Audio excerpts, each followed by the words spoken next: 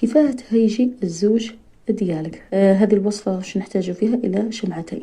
الزوج هذا ولا الراجل هذا لو بغيتي تهيجيه في الفراش لازم تكوني تعيشي معاه على طهارة.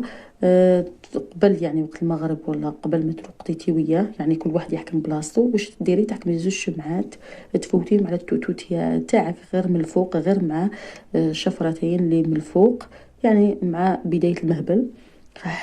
حاولي كيفاه تفوتي هذو الزوج شمعات هذو على التوتو ديالك 7 خطرات. نقولوا هذه التوتو ديالك ما بين الشفرتين، حاولي كيفاه كما نقولوا شغلك تمسحي بهم هذو الزوج شمعات هذو مرة زوج على التوتو ديالك 7 خطرات. كي يوصل الليل واش حتقولي للزوج ديالك؟ قولي له بغيت انه يكون الجو رومانسي في الغرفة ديالنا، تشعلي الشمعتين هذو وتغلقي الضوء. تشوفي كيفاه حيهيج عليك.